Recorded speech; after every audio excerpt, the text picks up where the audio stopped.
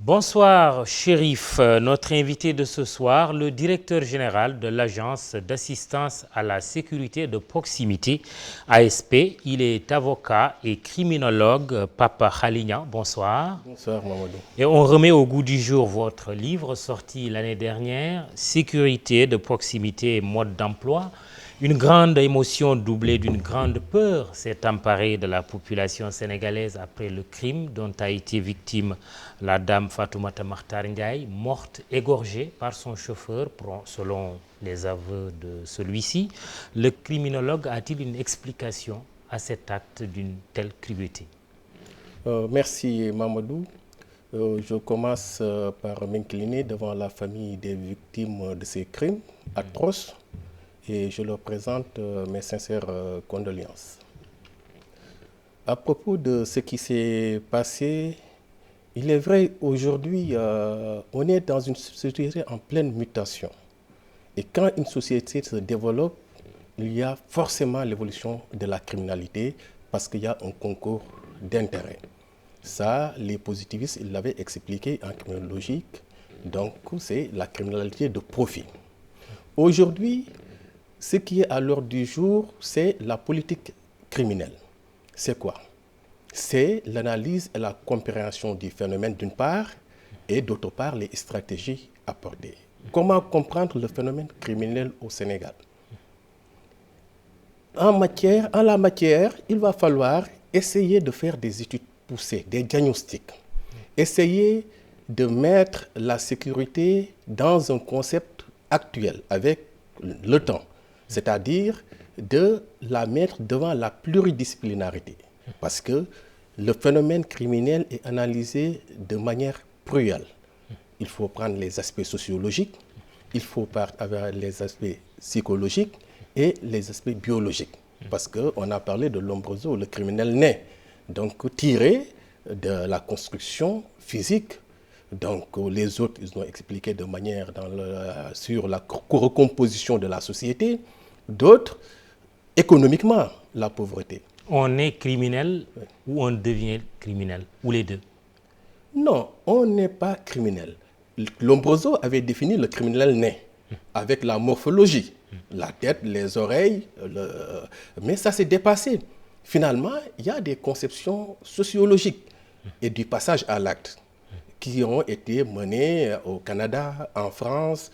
Jean Pinatel même avait parlé du noyau central de la criminalité. Mais aujourd'hui, je pense que ces éléments-là sont nécessaires. Et quand on parle de la police aujourd'hui, dire que la police n'a pas bien fait, etc., ça, je pense que c'est un faux débat. Parce que la police ne vient que dans le cadre de la stratégie. Aujourd'hui, il faut comprendre, essayer de faire appel à des spécialistes pour essayer de comprendre les phénomènes des quartiers et de la jeunesse. Essayer d'analyser aussi la psychologie des gens. Très bien, voilà. Mais on va y arriver. L'assassinat de la 5e vice-présidente du Conseil économique fait partie quand même d'une série noire, presque une dizaine de meurtres en un seul mois. C'est la loi des séries, malheureusement. Un sentiment d'insécurité habite les citoyens. Peut-on justement mettre en cause la politique sécuritaire du pays, de l'État? Oui, comme vous l'avez dit, c'est un sentiment. Parce qu'en matière d'analyse, je pense qu'il y a le sentiment d'insécurité et l'insécurité réelle. Pour 5 meurtres ou 10 meurtres, on ne peut pas dire qu'il y a une insécurité. Parce que la police ne peut pas aller dans une maison contrôlée. En tout cas, il y a une criminalité. Il y a une criminalité qui est là, mais cela ne veut pas dire de manière globale on est dans un pays insécure. Parce que pour mesurer la criminalité, il y a des techniques criminologiques qui font apparaître la criminalité apparente, c'est-à-dire toutes les mains courantes, la criminalité judiciaire et même le chiffre noir de la criminalité, ceux qui ne vont pas porter plainte. Après avoir quantifié tout ça, ce qu'on appelle le diagnostic local de sécurité, qu'on doit forcément faire par d'autres spécialistes des planificateurs. C'est en ce moment qu'on dira qu'il y a de l'insécurité. Mais s'il y a un acte contre un membre de la société, naturellement, il y a un sentiment de vengeance. Il y a un sentiment d'insécurité qui se développe de manière générale. Et je pense que cela ne veut pas dire forcément que c'est ça qui reflète la réalité. Comme disait Bachelard, le familier n'est pas forcément connu. La politique sécuritaire de l'État est parfaite? Le parfait n'est pas de l'insécurité. Oui, quelles sont les failles que vous y avez identifiées? Je ne peux pas parler de failles. Oui. Ce que je dois parler aujourd'hui, moi je vous dis qu'il n'y a pas de faille par rapport à ces actes qui sont passés, les cas d'actes criminels. D'autant plus que la police ne peut pas aller dans une maison, contrôler, essayer entre deux personnes qui se battent. Vous voyez, avec l'histoire du taxi, ces deux personnes qui étaient en altercation, qui sont battues, l'autre a tiré. Le problème aussi, le meurtre avec la députée, c'est entre deux personnes qui se connaissaient. Donc, comment voulez-vous que la police se mette entre ces deux personnes-là à temps, alors que ces personnes-là cohabitent ensemble presque? À côté de la police, votre agence, l'agence d'assistance à la sécurité de proximité, est accusée d'être inefficace. Vous répondez quoi? Oui, vous savez que moi, quand je me demande si les Sénégalais ont besoin de ces réponses-là, parce que je pense que quand je réponds, c'est répondre à un professionnel de la sécurité. L'inefficacité, c'est ignorer vraiment les missions de l'agence d'assistance à la sécurité de proximité. L'évolution de la sécurité se situe sur trois paramètres. La sécurité publique exercée par la police et la gendarmerie, la sécurité civile exercée par la protection civile et les sapeurs-pompiers, et la sécurité de proximité exercée par les citoyens. Dans cette sécurité de proximité, il y a la prévention, l'anticipation et l'alerte. Ça veut dire aussi la sécurité au plus proche, au plus près. Au plus près. Comme son nom l'indique. Oui. Là, je ne parle pas de sécurité, de police, je parle de sécurité. Oui. Parce que la police de proximité, là, c'est une opération policière. C'est-à-dire avec des rondes, de l'îlotage. Alors que la sécurité de proximité, c'est une présence physique d'une personne qui est là pour alerter, qui est là pour anticiper, pour renseigner et pour informer. Renseigner, donc, vous avez sorti le mot. Voilà. Est-ce que vous n'auriez pas dû, question d'enfant, renseigner l'État, la police, sur, par exemple, ce qui s'est passé de manière dramatique à Pikine, Corona? Vous savez, ce qui s'est passé n'était pas prévisible. On ne peut pas, un ASP ne peut pas être... C'était imprévisible. Oui, c'était imprévisible. Parce que c'est deux personnes qui se connaissent, un chauffeur et qui est dans un véhicule. Je vous donne l'exemple, je suis dans mon véhicule avec mon chauffeur. Si quelque chose se passe, comment voulez-vous accuser la police ou quelqu'un d'autre? Je pense que ça, c'est des problèmes qu'on règle par rapport à autre chose, voir si cette personne-là n'avait pas des caractéristiques criminelles. Si cette personne-là a agi ainsi, c'est parce que cette personne-là a d'une part quelque chose qui échappe à la société. Et cela relève du médical. Parce que quelqu'un qui tue pour cette somme aussi maudite, c'est parce qu'il avait quand même intérieurement quelque chose qu'on n'avait pas repéré avant. Et je pense que ça, il faudra vraiment le prendre comme ça. Comment cela fonctionne entre vous et la police? Parce qu'au tout début, on a accusé l'ASP d'être une milice privée. C'est vrai, on est loin de ces accusations aujourd'hui. Mais concrètement, comment ça se passe? Est-ce que le couple fonctionne bien? Vous savez, l'agence d'assistance à la sécurité de proximité, la tutelle, c'est le ministère de l'Intérieur. Les assistants, comme son nom l'indique, sont des assistants. Ils sont encadrés par la police. À la limite, la formation, la police y a participé. L'encadrement, le suivi. L'agence n'est qu'une structure d'administration. C'est la police qui assure la gestion. Les services utilisateurs en général.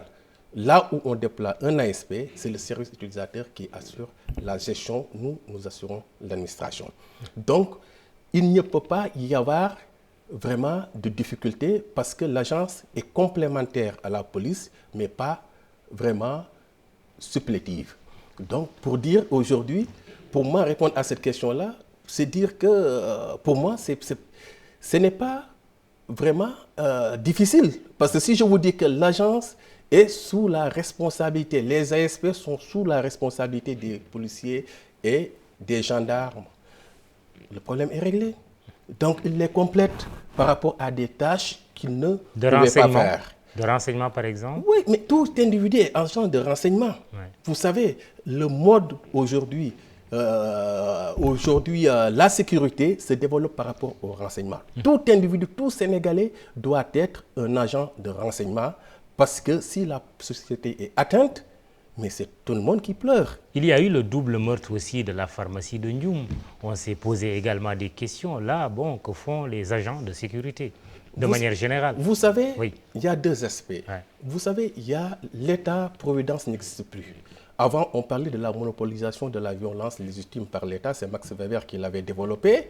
Ça correspondait à l'État-providence. Mais aujourd'hui, nous sommes à une phase de redistribution de la sécurité. Quelqu'un qui exerce une activité privée, je pense, devrait vraiment contribuer à sa propre sécurité en faisant appel au privé.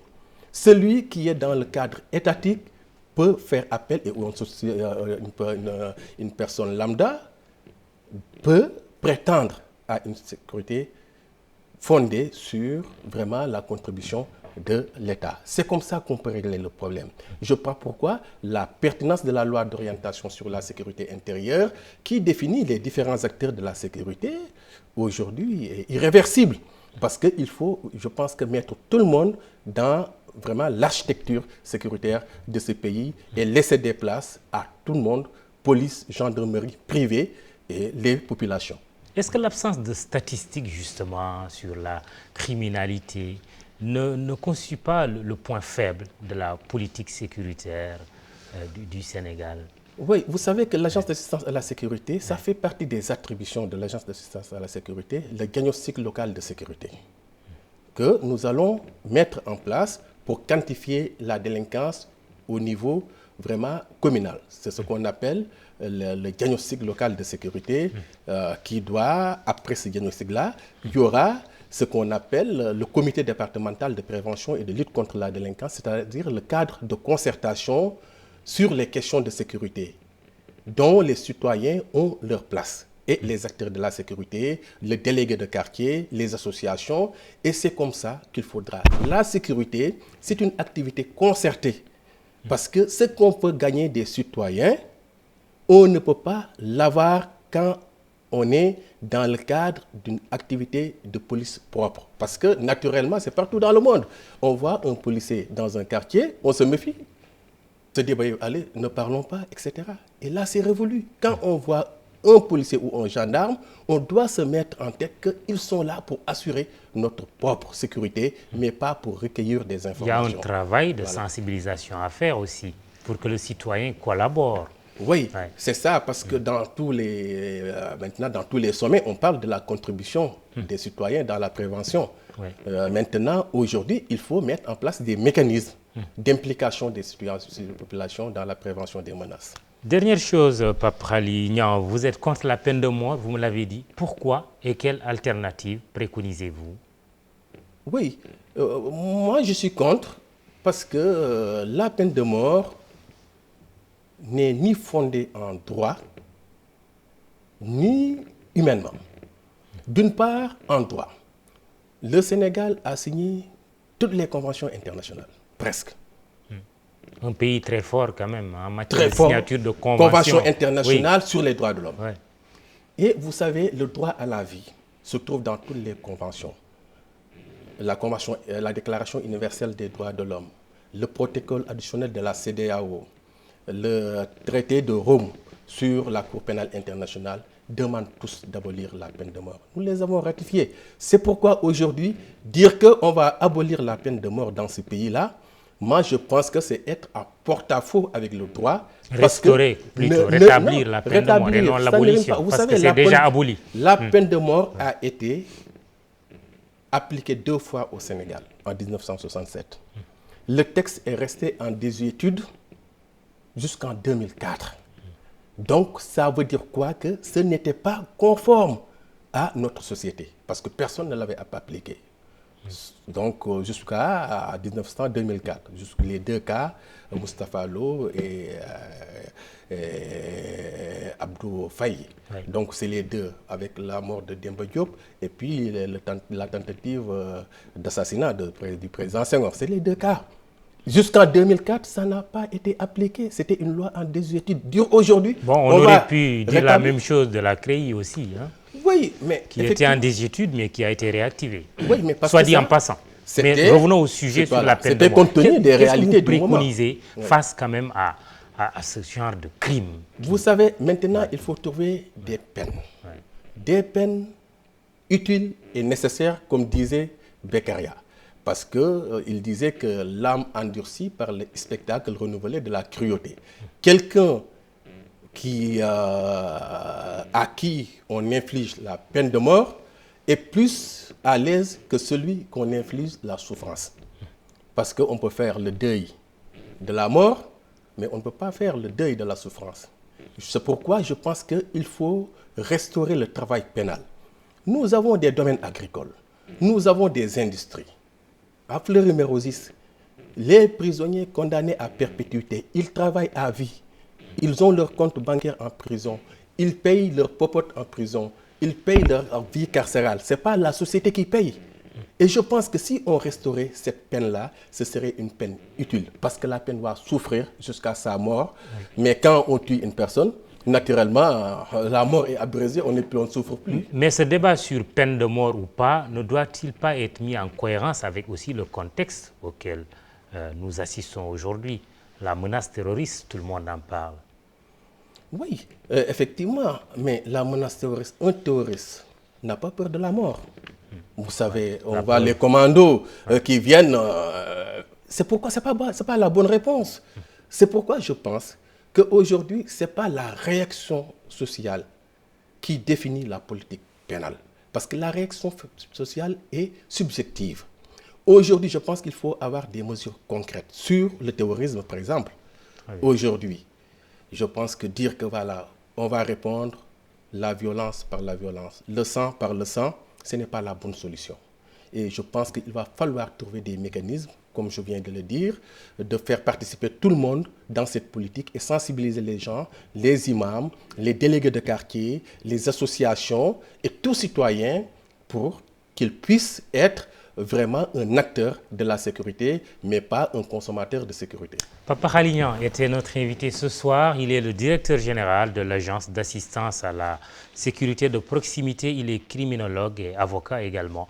Chérif, c'est tout pour ce soir. Merci. Excellente soirée.